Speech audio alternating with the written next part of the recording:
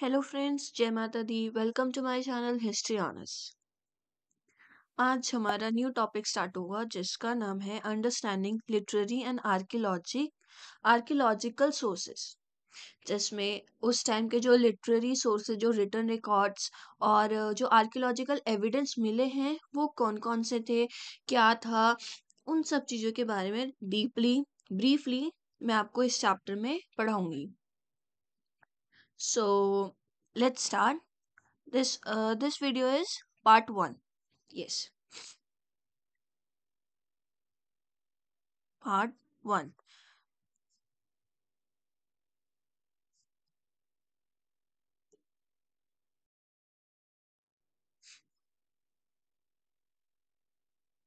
So हम start करते हैं। पहले मैं आपको बताना चाहती हूँ कि आपको सामने आपको पिक्चर दिख रही है, ये कौन है? ये कल्हाना।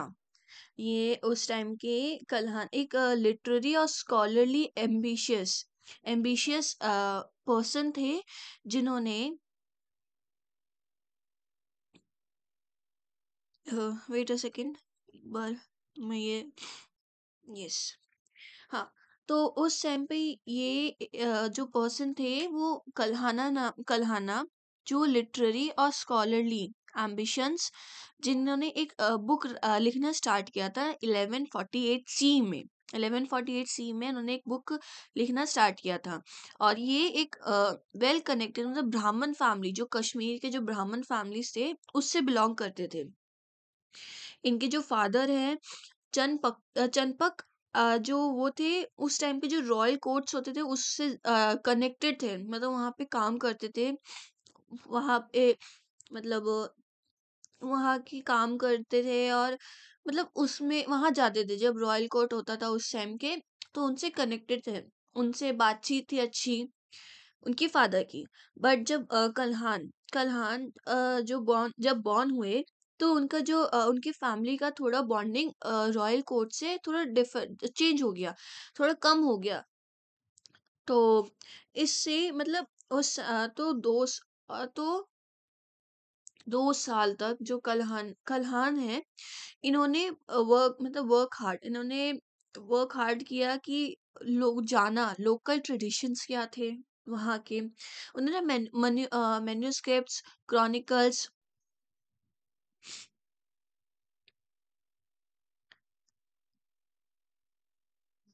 मतलब उन्होंने उस टाइम पे मतलब क्रॉनिकल्स जो थे, इंस्क्रिप्शन सी, कॉइन्स सी, मॉन्यूमेंट्स से उसको बहुत अच्छे से एग्जामिन किया, उन्होंने बहुत अच्छे से देखा।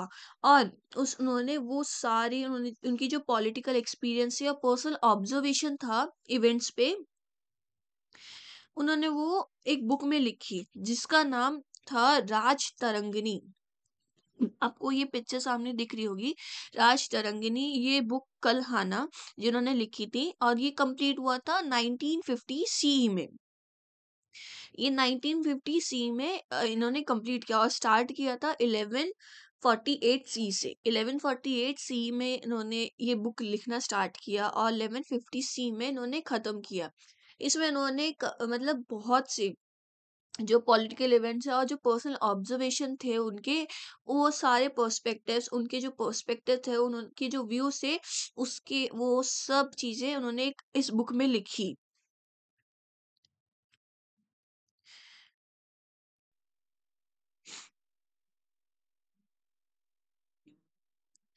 यस।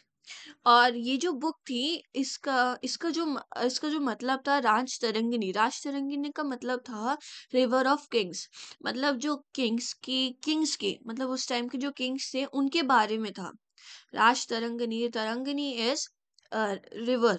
तरंगिनी रिवर को बोला जाता था उस टाइम पे, इसलिए राजाओं का जो रिवर्स ऑफ किंग्स के बारे में, मतलब सिंपली वर्ड में अगर मैं आपको बताऊं, तो वहाँ के किंग्स के बारे में उसमें लिखा है कि किंग उनकी क्या पॉलिटिकली, इकोनॉमिकली, कल्चरली उनकी क्या क्या पर्सपेक्टिव्स थे। तो this book means the river of Kings, इस बुक का मतलब था रिवर ऑफ किंग्स। इसमें उन्होंने जो कश्मीर के किंग्स थे, अर्ली लेजेंड्स जो किंग्स थे, उनके बारे में लिखा गया था। उनके हिस्टोरिकल रूल, मतलब जो हिस्टोरिकली उनका उनका जो पर्सपेक्टिव्स था, उन्होंने कैसे उनका पॉलिटिकली हैंडल किया, तो उस टाइम के किंग्स की जो पॉलिटिकल बाउंड्रीज थी क्या थी, इकोनॉमिकली बाउंड्रीज थी, फाइनेंशियली कैसे वो स्ट्रांग थे उस टाइम पे। वो लोग आप प्रॉपरली अगर मैं ये कहूँ तो वहाँ जैसे ये जो सिस्टम चल रहा था, उन्होंने अपने सब्जेक्ट्स को कैसे, सब्जेक्ट्स उनके खुश थे, सब्जेक्ट्स यानी कि उनकी प्रजा कैसे खुश थी, इकोनॉमिकली कैसे वो स्ट्रांग थे, पॉलिटिकली कैसे स्ट्रांग थे, उनकी बॉन्डिंग दूसरे जो कश्मीर के किंग्स हैं उनसे कैसी बॉन्डिंग है, इन सब चीज़ों के बारे में उन्होंने लिखा। इसीलिए इस बुक का नाम लिखा था राज तरंगिनी, जिसका मतलब है रिवर ऑफ किंग्स, मतलब किंग्स के पॉलिटिकली, इकोनॉमिकली पूरे फीचर्स उसमें, कैरेक्टरिस्टिक्स उसमें लिखे गए थे। सो और एक और चीज की जो मतलब Kalhana is often described as India's first historian. मतलब जो कल्हाना थे, वो ये बोला जाता था कि उस टाइम पे पहले हिस्टोरियन थे। इंडिया के पहले हिस्टोरियन कौन थे? कल्हान। कल्हान, और उनकी बुक का नाम था राजतरंगिणी। ये बहुत से एग्जाम्स में पूछे जाते हैं, जो मतलब एग्जाम्स में मोस्टली ये पूछा जा सकता है जब राइटर्स के नेम्स और राइटर्स के नेम के बारे में पूछा है, तो कल्हान भी एक इम्पॉर्टेंट पार्ट है। तो इन्होंने, कल्हान जो थे, कश्मीर के ब्राह्मण फैमिली से बिलोंग करते थे, और इन्होंने एक बुक लिखी थी जो कंप्लीट हुई थी 1950 में, 1950 सीई में, जिसका नाम था राजतरंगिनी। उसका मतलब था रिवर ऑफ किंग्स, यानी कि उस टाइम पे जो किंग्स थे, कश्मीर के किंग्स, मोस्ट स्पेशली स्पेसिफाई किया गया है कि कश्मीर के जो किंग्स हैं उनके बारे में उन्होंने ऑब्जर्वेशन किया और उन्होंने उस बुक में लिखी। और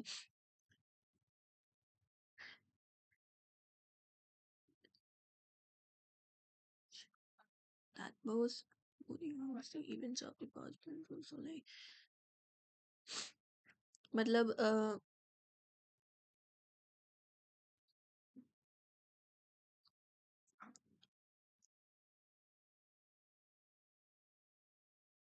मतलब उस बुक में ये था कि he asserts in the Rashtarangini that a person who recounts the events of the past must do so like a judge। मतलब उस टाइम पे जो राजतरंगिनी में जो रिकॉर्ड्स थे उस टाइम के, जो इवेंट्स थे, पास्ट के इवेंट्स, उसमें कोई बायस नहीं था। जो उन्होंने देखा वही चीज उन्होंने लिखी, कोई बायस नहीं था कि हाँ इस किंग के लिए मैं सही लिखूंगा तो इस किंग के लिए मैं गलत लिखूंगा, नहीं। ऐसा नहीं है। वो जैसे जजमेंट, जो जज एक एज अ जज जो करेक्ट जजमेंट देते हैं, उसी तरीके से वो बायस नहीं थे किसी भी किंग्स के, किसी भी चीज में उन्होंने सारी चीजें उन्होंने करेक्ट लिखी। और उन्होंने कभी भी ना डिफरेंशिएट नहीं किया फैक्ट्स और लेजेंड्स के बीच में। फैक्ट्स और लेजेंड्स के बीच में कोई डिफरेंशिएट नहीं किया। मतलब उस टाइम के जो फैक्ट्स होते थे, जो उनके अकॉर्डिंग जो फैक्ट्स लगते थे उनको, उसमें, और जो लेजेंड्स किंग्स थे उनमें कोई डिस्टिंग्विश उन्होंने उसके बीच में नहीं डिफरेंशिएट किया। और उन्होंने जो भी इवेंट्स होते थे उस टाइम के, सही थे गलत, उन्होंने बिल्कुल करेक्टली उस बुक में लिखा।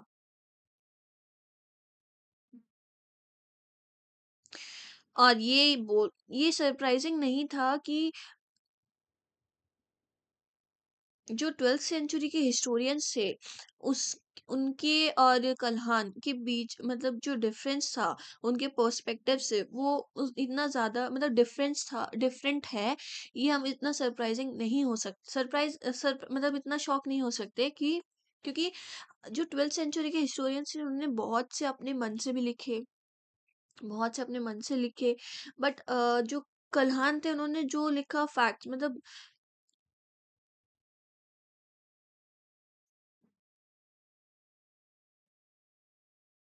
जो तो उन्होंने मतलब कोई वो नहीं लिखा, बनावटी वगैरह कुछ भी नहीं लिखा। उन्होंने जो उन्होंने देखा वही उसमें लिखा है। और आज कुछ टाइम्स के कुछ कुछ हिस्टोरियंस थे 12th सेंचुरी में, जिन्होंने मतलब कुछ कुछ उस टाइम के उन्होंने नहीं देखा कि उस टाइम पे सिचुएशन क्या थी, उन्होंने कुछ कुछ अपने हिसाब से भी लिखे गए।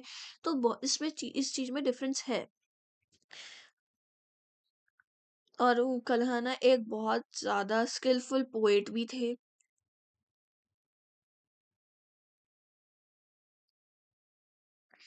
ही describe the natural beauty of Kashmir with pride and feeling.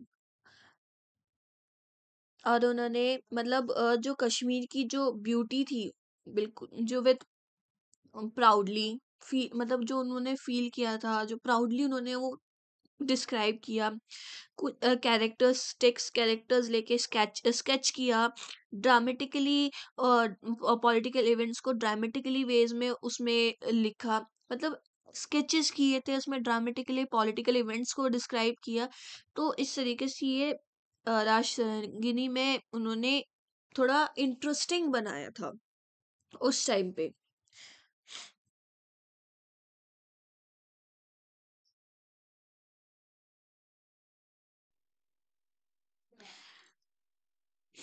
So let's अब हम दूसरे सोर्सेस ऑफ हिस्ट्री।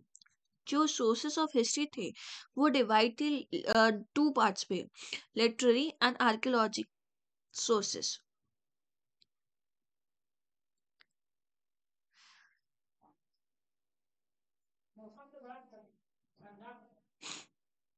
एक आप सामने ये पिक्चर्स देख रहे होंगे, ये हमें उस टाइम के इवेंट्स जो एविडेंस मिले थे, लिटरेरी और आर्कियोलॉजी। यस, ये आपको पिक्चर्स दिखने को मिलेगा कि आर्टिफैक्ट्स हैं, आर्किटेक्चर है, ह्यूमन रिमेन्स है, gold coins, inscriptions, rock cut. ये थोड़ा आप थोड़ा मतलब जिस टाइम ये सारे एविडेंस उस टाइम पे पास्ट एविडेंस में मिले। आर्कियोलॉजी, आर्कियोलॉजिकल सोर्सेस ये मिले हमें। और ये जो बुक आपको दिख रही है वो लिटरेरी सोर्सेस मिले। और कुछ कुछ इंस्क्रिप्शंस में, मतलब इंस्क्रिप्शंस में लिखे भी जाते थे, वो भी एज हम लिटरेरी सोर्सेस काउंट कर सकते हैं। बहुत से मॉन्यूमेंट्स थे और बहुत से आर्टिफैक्ट्स मिले। तो ये सारी चीजें आर्कियोलॉजी और लिटरेरी सोर्सेस में आते हैं। तो इसमें हम ये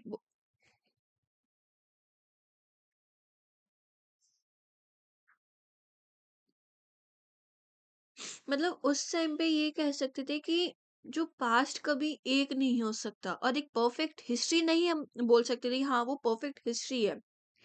उसमें हम कंप्लीटली हम एग्जैक्ट नहीं बता सकते, क्योंकि बहुत से जो मतलब आर्कियोलॉजिकल सोर्सेज भी मिले थे वो अनडेसिफर्ड थे। और वो मतलब डिस्ट्रॉयड भी हो रखे थे, मतलब प्रॉपरली हमें नहीं मिले, क्योंकि वो बहुत टाइम पहले के मतलब सोर्सेस मिल रहे थे, जो कुछ खराब हो गए, कुछ सही थे तो कुछ अनडिसफर्ड थे उसमें से। तो इतना परफेक्टली हम नहीं बता सकते कि हाँ यही चीज हुई थी। अनुमान लगा सकते थे हम कि हाँ एग्जैक्टली तो नहीं पता, बट या एज्यूम कर सकते कि हाँ ये ऐसा हुआ होगा, ऐसा हुआ होगा, ऐसा हुआ होगा। तो ये चीज भी है कि हम लोग इन सब चीजों से हम परफेक्टली नहीं बता सकते कि हाँ हिस्ट्री में ये ही चीज हुई थी। और यही काम होता है जो हिस्टोरियंस का, कि हिस्टोरियंस जो पास्ट की जो आर्टिफैक्ट्स इन सब चीजों से वो हमें क्लोज करे, जो क्लोजली हम वो हमें इंफॉर्मेशन दे पाए, क्लोजली भी हो, वो इंफॉर्मेशन उससे क्लोजली भी हो। वो हिस्टोरियंस का यही काम होता था कि लिटरेरी सोर्सेस को पढ़ के, आर्कियोलॉजिकल सोर्सेस को वो समझ के, डेसिफर करके वो लोगों को बताए कि हाँ पास्ट में ऐसा चीज हुई थी, ये चीज हुई थी। तो इसलिए मतलब वो करेक्ट तो नहीं बता पाएंगे, बट हाँ हमें थोड़ा क्लोजली हमें पास्ट से कनेक्ट कर सकते हैं कि हाँ ये चीज हो सकती है, ये एज्यूम कर सकते हैं हम लोग। सो अभी मैंने आपको बताया कि सोर्सेस के हिस्ट्री में जो सोर्स के वो दो पार्ट्स थे, लिटरेरी एंड आर्कियोलॉजी सोर्सेस थे। सो हम स्टार्ट करते हैं कि लिटरेरी आर्कियोलॉजी में क्या डिफरेंस है। डिफरेंस मैं यही होगा कि जो लिटरेरी सोर्सेस है वो रिटर्न रिकॉर्ड्स में मिले हमें, रिटर्न में मिले, लाइक जैसे बुक्स होती हैं, बुक्स मिले होंगे उस टाइम के, महाभारत, इपिक, जो इपिक लिटरेरी सोर्सेस हैं हमारे उस टाइम के पास्ट के।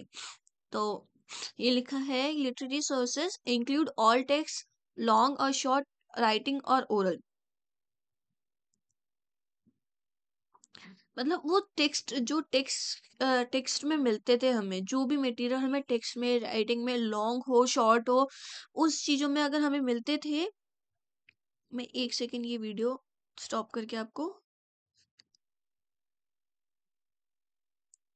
एक second, wait wait wait, yes, हाँ। तो मैं आपको बता रही थी कि जो लिटरेरी सोर्सेस हैं, जो हमें रिटर्न टेक्स्ट के थ्रू हमें मिले, कुछ भी लॉन्ग हो शॉर्ट हो, वो राइटिंग्स में मिले, उसको हम लिटरेरी सोर्सेस में काउंट करते हैं।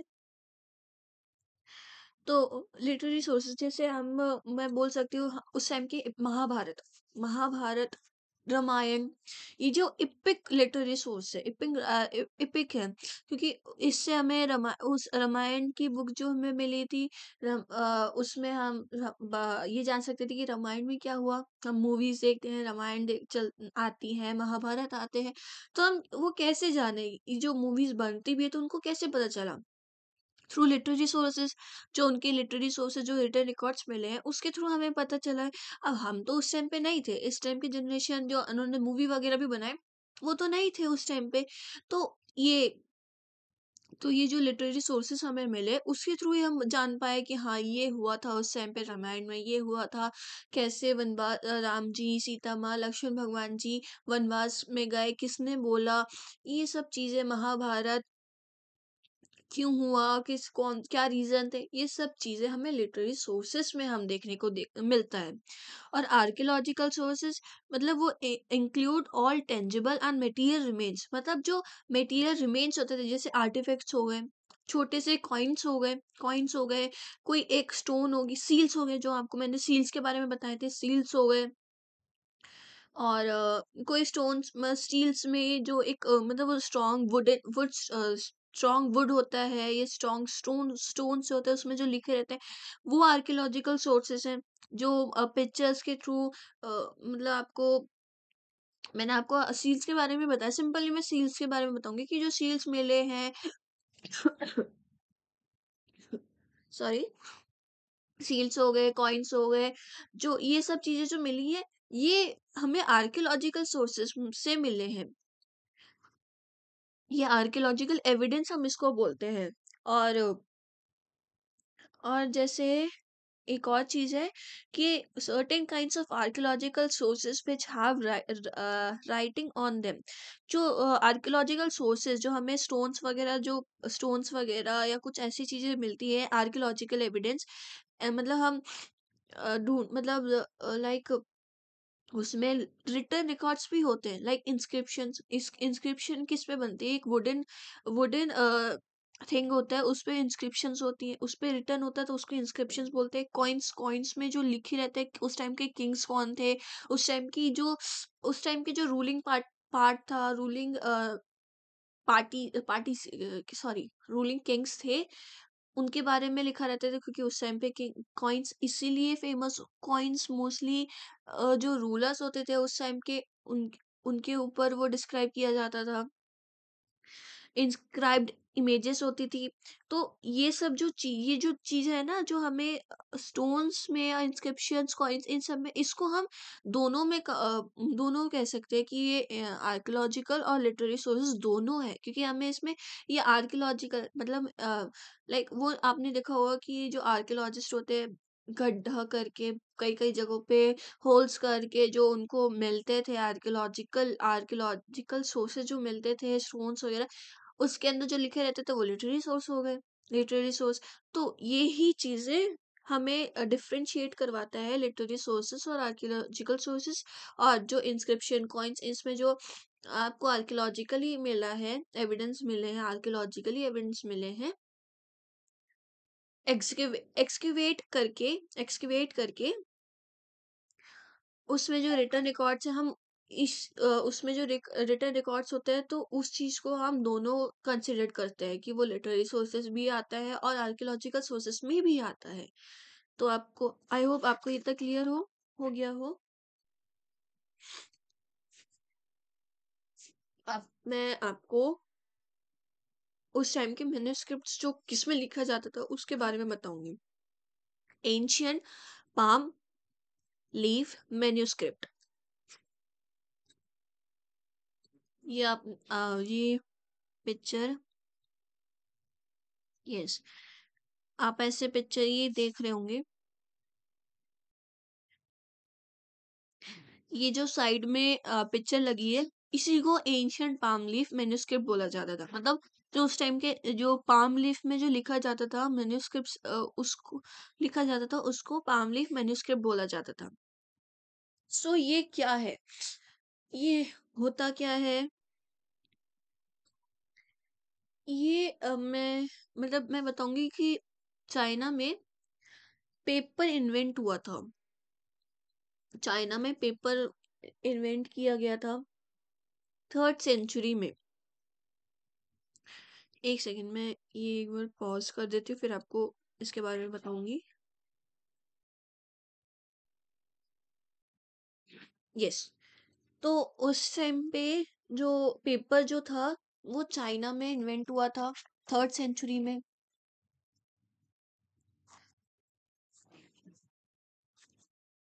यस, तो paper was invented in China in 3rd century BC में। 3rd सेंचुरी बीसी में पेपर इन्वेंट हुआ था। जो नई टेक्निक्स आएंगी तो उसका वो इंक्रीज होगा, उसका यूजेस इंक्रीज होंगे। देन 4th सेंचुरी में पेपर को रिप्लेस करके बैम्बू स्ट्रिप्स, जो बैम्बू स्ट्रिप्स होते थे, एक स्टैंडर्ड मटेरियल होता था लिखने का, उस कंट्री में वो फेमस हुआ। पेपर को हटाया उसने बैम्बू स्ट्रिप्स ने। देन एक wooden block sorry would block printing start हुआ। वो हुआ था 581 to 618 सी से। जो सुई डायनेस्टी थी, जब आप चाइना के बारे में पढ़ेंगे तो आपको इन सब का पता होगा कि सुई डायनेस्टी क्या कौन थी और तांग पीरियड क्या था। वो चाइना की हिस्ट्री में, चाइना की एंशियंट हिस्ट्री में वो है। तो वर्ड ब्लॉक प्रिंटिंग स्टार्ट हुई थी। ये सी में करके, मतलब 6th सेंचुरी सी में स्टार्ट हो गई थी। और फिर पॉपुलर हुई थी वो आपका मतलब 7 to 8 सेंचुरी के बीच में हुए थे, जब टांग पीरियड चल रहा था। साथ में उसी उसी में जो इंडिया में उसके इंडिया में जो था, ट्रेडिशनली राइटिंग मटेरियल्स के मेथड यूज किया जाता था। ट्रेडिशनली हमारे इंडिया में पेपर, वुड ब्लॉक प्रिंटिंग, ये सब चीजें नहीं थी। वो ट्रेडिशनली यूज करते थे। सेंचुरीज मैनी सेंचुरीज वो ट्रेडिशनली यूज करते थे। जो इंडियन मैन्युस्क्रिप्ट्स बोला जाता था, जो पाम लीव्स होते थे ना, उसमें लिखते थे। अब ये पाम लीव्स होते क्या थे, जो जी the text in palm leaf manuscript was inscribed with a knife pen. जो पाम लीव्स होते थे, आपने मतलब ऑनलाइन आपको दिख जाएगा। जैसे मैंने आपको लास्ट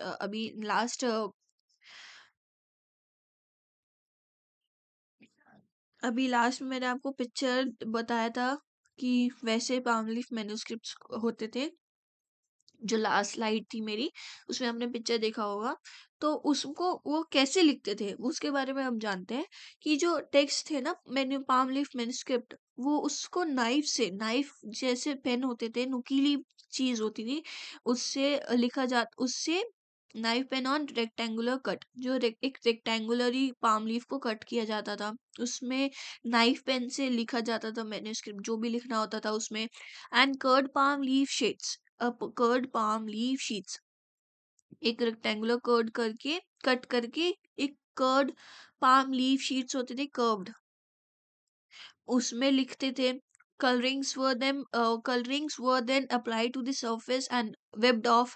जो कलरिंग्स भी उसमें डाला जाता था, ताकि और उसको फिर हटा देते थे। कलर्स डाल के फिर उसको हटा दिया जाता था, क्योंकि leaving the ink in the incised grooves. जो वो लिखते थे ना उसको डार्क करने के लिए, उसको समझ रहे, जैसे आपने अभी देखा होगा कि मोस्टली हम लोग जैसे क्लेज में, क्ले का ले लो कि आप उसमें पहले लिखोगे, फिर उसमें अगर कलर डाल दोगे और कलर सारे हटा दोगे, तो वो जो डार्क जो रिटर्न पार्ट है उस वो डार्क कर देगा। कोई भी चीजें जैसे आपने बचपन में किया होगा, सिंपली मैं बताऊंगी, बचपन में आपने किया होगा कि ग्लू लगा के फिर ग्लिटर्स होते थे, उसको ऊपर से ड्रॉप करके उस पे, फिर जो बाकी के जो हम लोग उसको हटा के बाकी के जो ग्लिटर्स होते थे साइड हटा के, तो जो जिस जिस जगह पे हमने ग्लू स्टिक किया है उसी जगह पे ग्लिटर हमारी स्टिक हो जाती थी, और बाकी के जो पार्ट थे जिसमें ग्लू नहीं था वो हट जाती थी। तो वैसे ही ये लोग करते थे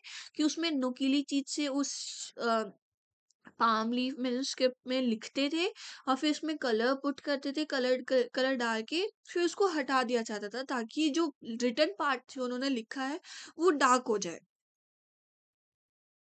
okay, so typically each sheet had a hole, और उसमें शीट में होल होते थे through which a string could pass, and using these holes the sheets were bound together like a book by tying them together with a string.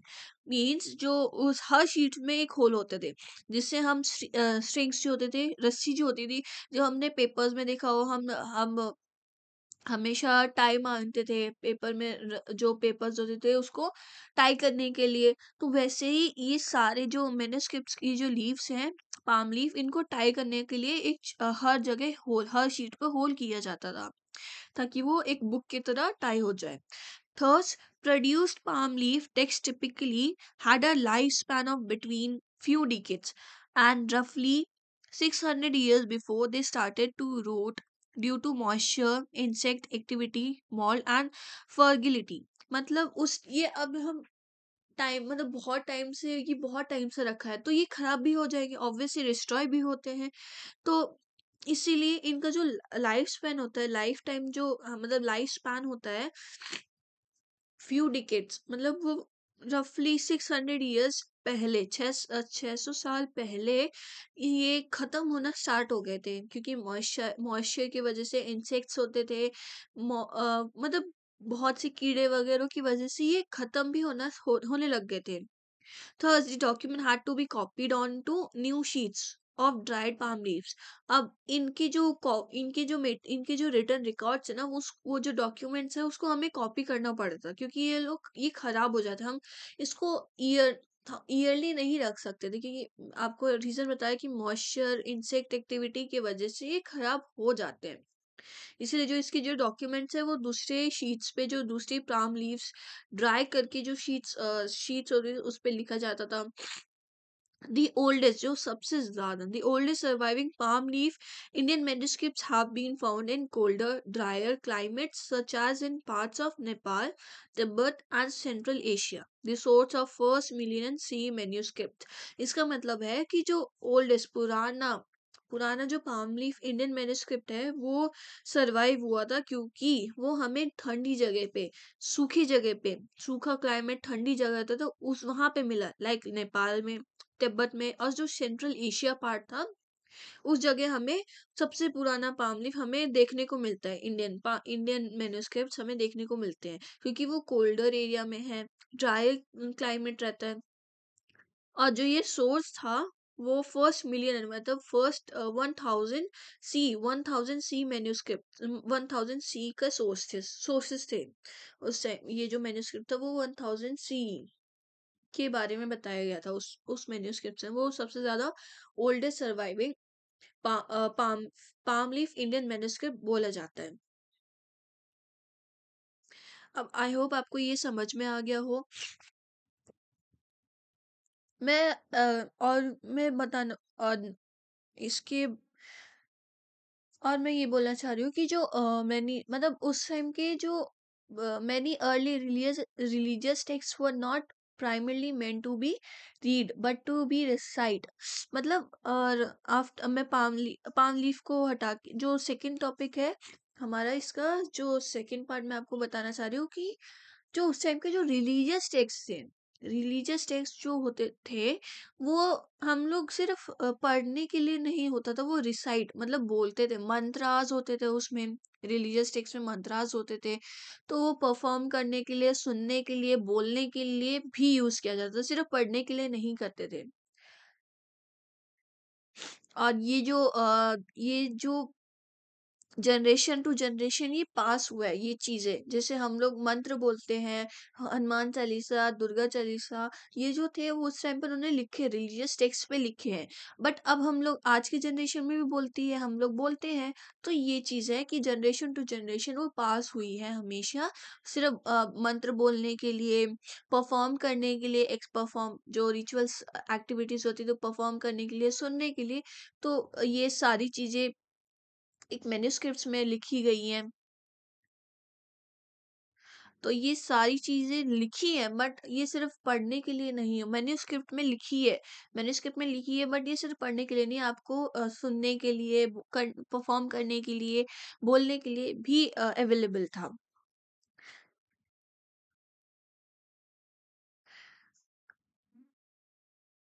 मतलब जो ancient text थे ना वो बहुत ओल्डर थे, जो सर्वाइविंग मैन्युस्क्रिप्ट्स जो हम अभी के जो सर्वाइविंग मैन्युस्क्रिप्ट्स है उससे भी पहले के एंशियंट टेक्स्ट थे, बट वो सरवाइव नहीं हो पाए। उनकी भी एक अलग ही स्टोरी है, उनका भी एक अलग अलग ही लाइफ थी।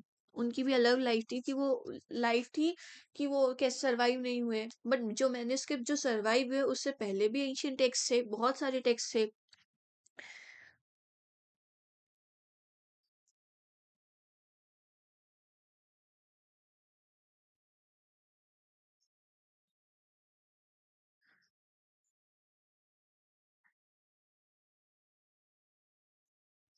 जो टेक्स्ट है उस टाइम के वो एक हिस्टोरिकल सोर्सेस थे, उससे हमें इंफॉर्मेशन मिलती थी, उस टाइम की पीरियड की, उस टाइम की जो पीरियड था उसके इंफॉर्मेशन हमें मिलती थी। बट अगर वो मतलब अगर वो बहुत पुराना है, वो मतलब stretch over a long period of time, तो उसमें हमें ना उनकी जो क्रोनोलॉजी है, क्रोनोलॉजी लेयर्स को हमें देखना पड़ता था। लाइक हमें कई कई चीजों, कई कई बार में हमें समझ में नहीं आती थी कि ये कब की है, ये कब के टाइम का पीरियड है, तो हम उसके लेयर्स को, क्रोनोलॉजी लेयर्स होते हैं कि लेयर्स हैं। मैं हो आई होप अगर मैं इसके बारे में भी बताऊंगी, इन फ्यूचर मैं डेफिनेटली इसके बारे में बताऊंगी, बट एक क्रोनोलॉजिकल लेयर्स के थ्रू भी हम इस पास के बारे में जान सकते हैं। नाउ नेक्स्ट टॉपिक इज, हम अभी अंडरस्टैंडिंग जो हमारा चैप्टर है, न्यू चैप्टर, उसी के हम सब टॉपिक्स, जो सब टॉपिक्स ही डिस्कस करेंगे इस वीडियो में। सो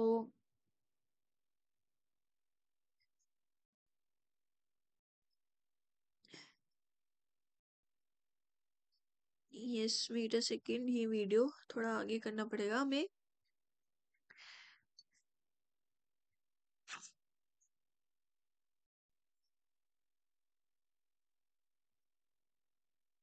यस, आई थिंक आप ये आपको क्लियरली नहीं दिख रहा होगा, ये थोड़ा आगे हमें और।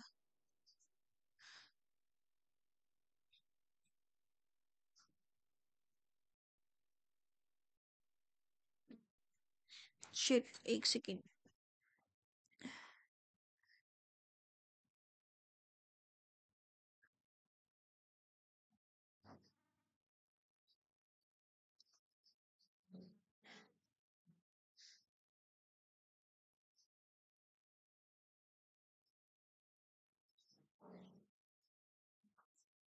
यस, हाँ।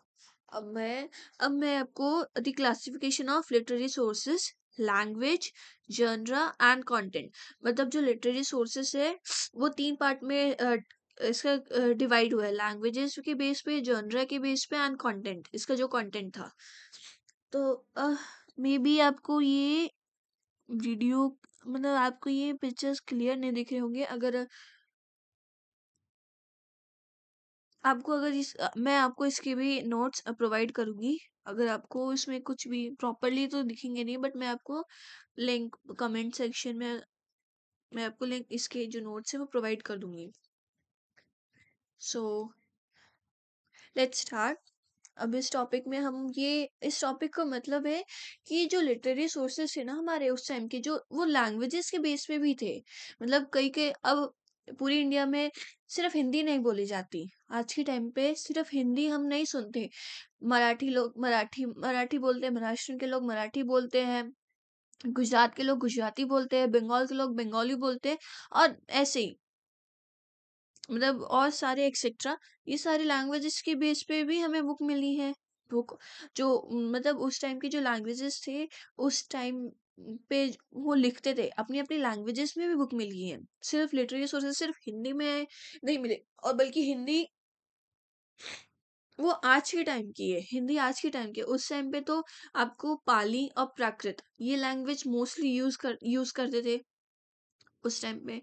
और लाइक जैसे मैं आपको ये बताती हूँ, हिंदी, पंजाबी, मराठी, बंगाली, असमी असमिस असमी, गुजराती, सिंधी, उड़िया, नेपाली एंड कश्मीरी वो इंडो यूरोपियन फैमिली से बिलोंग करते थे।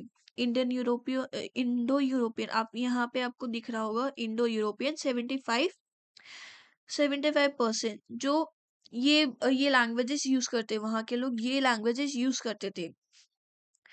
एंड जो Persian, Greek, Latin, German, French, Dutch, Italian, Spanish, Armenian and many other languages वो यूरोप और एशिया के लैंग्वेजेस थे। जो द्राविडियन फैमिली मैंने आपको बताया था कि जो द्राविडियन होते हैं वो साउथ की फैमिली को बोला जाता है, साउथ में बोला जाता है। जो यस, पेनिनसुला जो रीजन था वहां उसको द्राविडियन बोला जाता है। पेनिनसुला रीजन आपको मैंने बताया था कि साउथ के रीजन्स को बोला जाता है, राइट। जो साउथ थी हमारी उसको पेनिनसुलर इंडिया बोला जाता है। तो वहां पे द्राविडियन फैमिली जो साउथ की फैमिली रहती थी, उनकी लैंग्वेज थी तमिल, मलयालम, तेलुगु, कन्नड़ एंड तुलु, जो आज के टाइम पे जो साउथ इंडिया में बोले जाते हैं। तो ये बहुत सारी लैंग्वेजेस हैं। अब मैं आपको इसके नोट्स भी दे दूंगी। इसमें आपको क्लियरली नहीं दिख रहा, मुझे लगा आपको क्लियर दिख जाएगा इजीली तो आप समझ जाओगे। बट बहुत सी लैंग्वेजेस है जो उस टाइम के आपको नोट्स आपकी जो लिटरेरी सोर्सेस में मिलते थे। सिर्फ हिंदी नहीं मिली थी हमको, या जो उस टाइम की लैंग्वेज है पाली प्राकृत नहीं, उस टाइम पे जो अपनी अपनी लैंग्वेज आज के टाइम की लैंग्वेजेस है, बल्कि ये जो आज के टाइम पे बोली जाती थी। और जो उस टाइम पे एक लैंग्वेज थी संस्कृत। संस्कृत लैंग्वेज ज्यादातर यूज किया जाता था उस टाइम पे। तमिल और संस्कृत ये ज्यादा मेन थे। ये सारी जो लैंग्वेज थे, बहुत कम जगहों पे आपको हिंदी और ये सब मिलते थे, बट ये मॉडर्न टाइम्स की लैंग्वेजेस थे। हम आज के टाइम पे ये सारी लैंग्वेजेस बोलते थे। पर्शियन, और उस टाइम पे भी ये लैंग्वेजेस थी, बट इतना इम्पोर्टेंस नहीं था जितना आज के टाइम पे है। तो उस टाइम पे ये संस्कृत एक ओल्डेस्ट सर्वाइविंग टेक्स्ट है। ओल्डेस्ट सर्वाइविंग टेक्स्ट बोला जाता है। ओल्डेस्ट सर्वाइविंग टेक्स्ट जो थे वो वेदास होते, और जो वेदास थे, जो वेद्स लिखे गए थे वो संस्कृत में लिखे गए थे। जो इंडो इरानियन इन ईरानियन से बिलोंग करती थी। वो संस्कृत लैंग्वेज इंडो इरानियन से बिलोंग करती थी। और जो मतलब और जो उसकी branch of the Indo European family of the languages, मतलब Sanskrit belongs to the Indo Iranian branch of the Indo European family. जो इंडो यूरोपियन फैमिली थी उसमें जो उसमें जो इंडो इरानियन, उसमें उससे ये संस्कृत लैंग्वेज बिलोंग करती थी। Like the oldest surviving text in Indian subcontinent, the Vedas are in Sanskrit. Vedas थे और वो संस्कृत में लिखा जाता था। सो और Sanskrit belongs to the Indo Iranian branch से बिलोंग करती थी। जो इंडो यूरोपियन फैमिली की लैंग्वेज थी, इंडो यूरोपियन की जो फैमिली थी उसकी जो लैंग्वेज थी,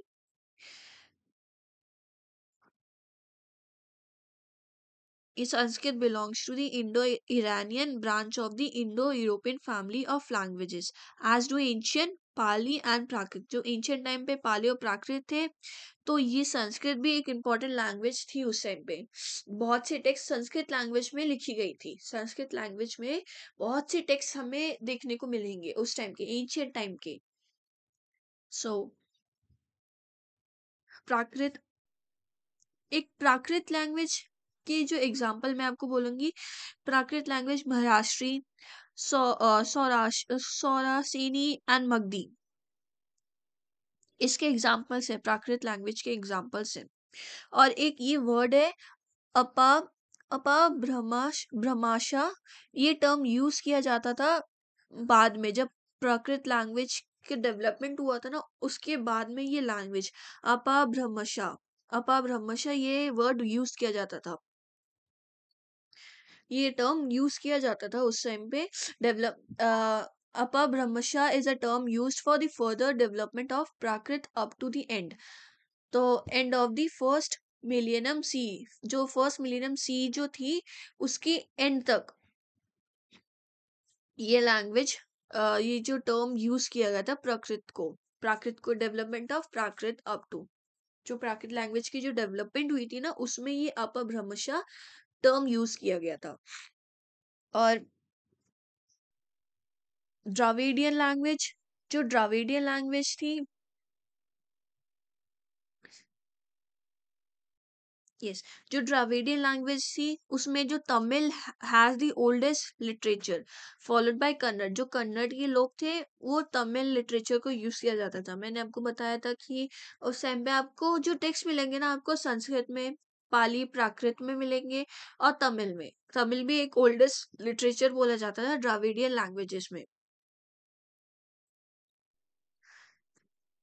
अब इसका जो नेक्स्ट पार्ट है, जो लास्ट टॉपिक है हमारा, वो ये है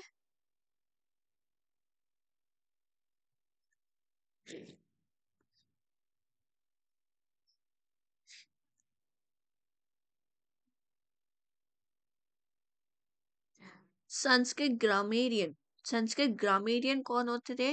वो उन्होंने वो स्टार्ट किससे हुआ, वो सब चीजें मैं आपको बताती हूँ।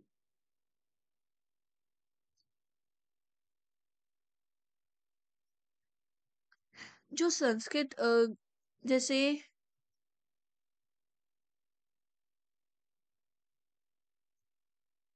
वेट अ सेकेंड, ये वीडियो में पॉज कर देती हूँ एक सेकेंड।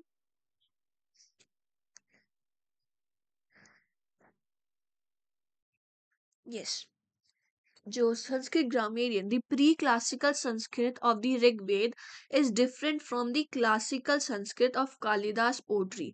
इस सेंटेंस का मतलब क्या है? इस सेंटेंस का मतलब ये है, जो पहले की जो क्लासिकल संस्कृत थी, जो ऋग्वेद में हम लिखा लिखा करते थे, ऋग्वेद में जो लिखा गया है, वो संस्कृत डिफरेंट है क्लासिकल संस्कृत के, जो कालिदास की जो पोएट्री में यूज किया है। संस्कृत भी डिफरेंट है, जो ऋग्वेद में संस्कृत यूज किया गया है, प्री क्लासिकल संस्कृत यूज किया है, वो क्लासिकल संस्कृत जो कालिदास की जो पोइट्री है उससे डिफरेंट है, दोनों डिफरेंट है। हम ये क्लासिकल संस्कृत क्यों यूज करते हैं? ये classical Sanskrit refers to the language whose rules were codified by the grammarian Panni in his Ashtadhyayi. Yes, it's sorry, ये प्रोनाउंस करने में थोड़ा डिफिकल्ट लगता है मुझे, बट यस, जो ये क्लासिकल संस्कृत है, ये जो पन्नी पन्नी एक उस टाइम के ऋषि थे, ऋषि मुनि थे पन्नी, जिनका नाम पन्नी था। उन्होंने उन्होंने ही संस्कृत लैंग्वेज का क्रिएट किया, संस्कृत लैंग्वेज को क्रिएट किया, और वो फादर है, फादर ऑफ लिंग्विस्टिक। इनको फादर ऑफ लिंग्विस्टिक भी बोला जाता है, लैंग्वेजेस के फादर बोला जाता है। और इन्होंने ही संस्कृत को क्रिएट किया है, क्योंकि इन्होंने संस्कृत, इन्होंने जो संस्कृत की जो संस्कृत वर्ड है ना, उसको समझा है, उनका संस्कृत ग्रामर जो था उसको समझा है। यही थे पन्नी ही जो थे, जिन्होंने अपनी बुक में अष्टाध्यायी अष्टाध्यायी में लिखा था संस्कृत को, संस्कृत ग्रामर लिखा था, संस्कृत को कोडिफाइड किया था। उसको समझा था, उसको लिखा, उसका मीनिंग बताया था। तो ये यही थे पहले ऋषि मुनि जो थे, जिन्होंने संस्कृत को संस्कृत क्रिएट किया, और जो संस्कृत ग्रामेरियन थे, संस्कृत के जो वर्ड्स थे उनकी मीनिंग्स, जो ग्रामर्स होते थे संस्कृत के, उसको अपने बुक में अष्टाध्यायी उन्होंने लिखा है उसमें। और उस उनके साथ साथ एक और थे जिनका नाम था पतंजलि। उन्होंने महाभाषाएं पतंजलि महाभाषाएं में, उन्होंने ये भी एक संस्कृत ग्रामेरियन थे, संस्कृत ग्रामेरियन पतंजलि महाभाषाएं। ये भी पूछा जाता है। ये जो तीन है, एक मैं आपको, यस, ये जो तीन है संस्कृत ग्रामेरियन, एक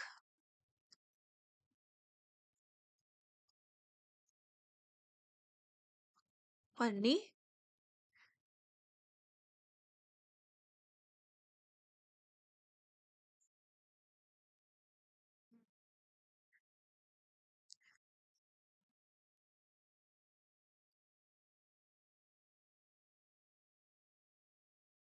अष्टाध्यायी, एक और अष्टाध्यायी थी। सॉरी, ये मैं थोड़ा प्रोनाउंस मेरा गलत हो रहा है, आई एम श्योर ये मेरी प्रोनाउंसिएशन थोड़ी गलत है। बट एक और है जिनका नाम पतंजलि, पतन, आई होप ये सही हो, यस, पतंजलि उनकी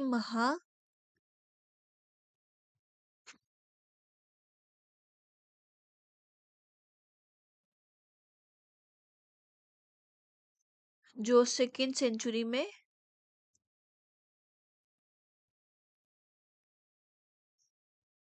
बीसीई में लिखी गई थी, सेकेंड सेंचुरी बीसी में। और जो ओल्डेस्ट प्राकृत ग्रामर थे, प्राकृत ग्रामर को भी किया था, प्राकृत प्राकृत जो लैंग्वेज थी उसकी भी ग्रामर थी।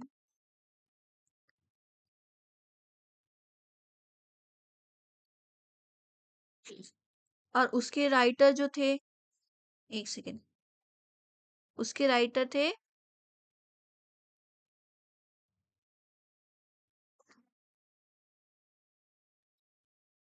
वरारुचि,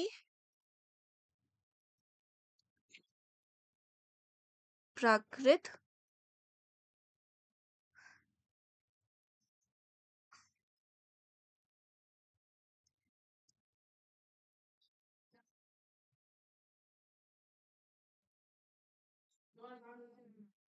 प्रकाश, प्राकृत प्रकाश, ये इनकी बुक थी जिसमें उन्होंने प्राकृत ग्रामर, प्राकृत लैंग्वेज को डिस्क्राइब किया था। और तमिल के भी थे जिसका नाम था टोलका पीएम, टोलका पीएम। ये ओल्डेस्ट है तमिल ग्रामर, तमिल तमिल ग्रामर, ये ओल्डेस्ट सर्वाइविंग टेक्स्ट है, तोलका पीएम, यस। तो ये जो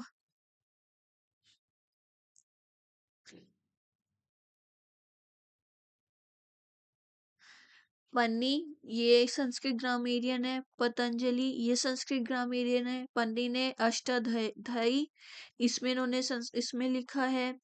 और पतंजलि ने महाभाष्य जो सेकेंड सेंचुरी में लिखा है। प्राकृत ग्रामर भी था जो वरुचीज प्राकृता प्रक्षा, इसमें इन्होंने लिखा है। और तोल्कापियम भी एक oldest surviving Tamil grammar text है। सो और यस, ये सारे थे जिन्होंने संस्कृत ग्रामर भी लिख संस्कृत ग्रामर को, संस्कृत लैंग्वेज को अच्छे से समझाया है। तमिल लैंग्वेज को अच्छे से समझाया है। जब तक हमें इसकी मीनिंग्स, इसके वर्ड्स को नहीं पता चलता कि तमिल, तो लोग कैसे समझेंगे, कैसे पढ़ेंगे? ग्रामर जरूरी है। जैसे इंग्लिश ग्रामर है, ग्रामर ज़रूरी है किसी सेंटेंस को पढ़ने के लिए, वैसे ही संस्कृत ग्रामर, तमिल ग्रामर और प्राकृत ग्रामर भी ज़रूरी था। और और जैसे उस टाइम पे ना एक और ये टॉपिक क्लोज करके मैं एक नेक्स्ट जो सेके सब टॉपिक्स है वो ये है कि उस टाइम पे जो इंग्लिश वर्ड रिलीजन था ना, रिलीजन जो था इंग्लिश वर्ड, वो बहुत ज़्यादा उनका ये था कि अ, जो उनके बिलीफ्स है उनको मतलब उनकी जो मीनिंग्स था उसका जो रिलीजन का मीनिंग था, इंग्लिश वर्ड रिलीजन का जो मीनिंग था उसका मतलब था इम्पोर्टेंट टू बिलीव, बिलीव करना। और ये माना जाता था कि वो बहुत ज्यादा फिक्स्ड और रिजिड थे और उसमें बहुत सारी बाउंड्रीज थी। रिलीजियस आइडेंटिटीज में बहुत सारे डिफरेंस डिफरेंस थे, बाउंड्रीज थी। पर जो एंशियंट इंडियन था ना उसमें उस जो एंशियंट इंडियन वर्ड था उसमें ऐसा कोई मीनिंग नहीं है, उसमें ऐसा कोई मीनिंग नहीं है रिलीजन का। उसमें दी संस्कृत धर्मा और दी पाली धमा, संस्कृत धर्मा और दी पाली धमा, संस्कृत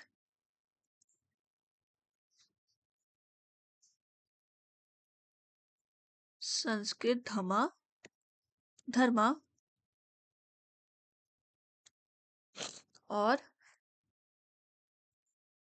पाली धमा, ये इन इन दोनों का मीनिंग सेम है, बस संस्कृत में धर्मा बोलते हैं एंड पाली में धमा बोलते हैं। इसका